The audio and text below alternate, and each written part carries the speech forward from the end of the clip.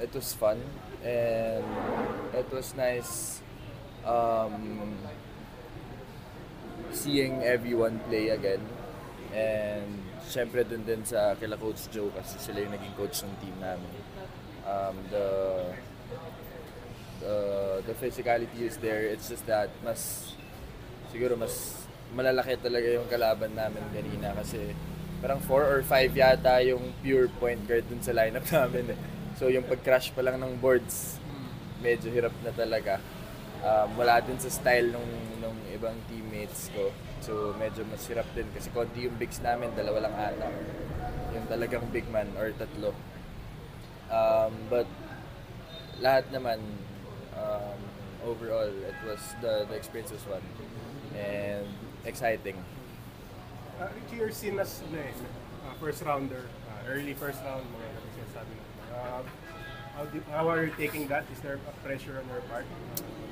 Actually, ako thankful ako na yun yung parang kumbaga projected na nakikita ng mga tao. Basta ako focus lang ako dun sa draft, kung sino man yung magde-draft sa akin, kung saan man ako mapupunta ng team. Mas iniisip ko kasi kung paano ako mag-prepare to fit in the system, diba? Mas yun yung iniisip ko kung saan man ako mapupuntang team talaga. May it be early, first round, mid, or late. Basta sana dun sa mag-fit dun sa system, diba? And excited din ako na i-represent yung team and ma-meet yung coaches. Richie, kasi 'di ba nag-try ka rin overseas pero hindi natuloy na naudlot.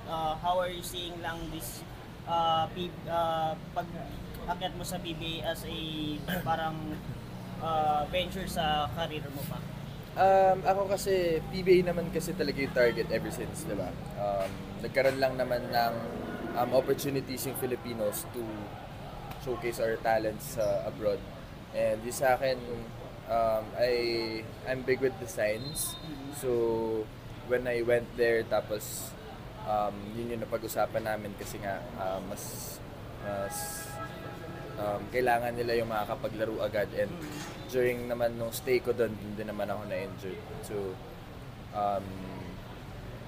mas doon kami nag-meet parehong management, yung sa team sa Taiwan and here na uwi na lang muna para mas makapag-focus dun sa rehab instead of staying there pero hindi ako magagamit ng team pa agad.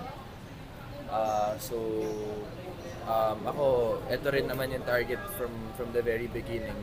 So I'm just happy na I'm right here now.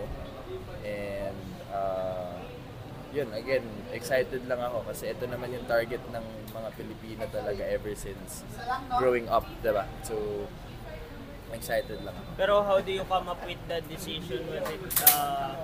Was it easy ba? Ano ba yung parang naging considerations mo na to apply for this year? There are options, there are considerations. But again, yun nga, I'm big with science. So, siguro, mas nag-end up talaga kami, yung family ko and yung management din na mag-apply for this year's draft.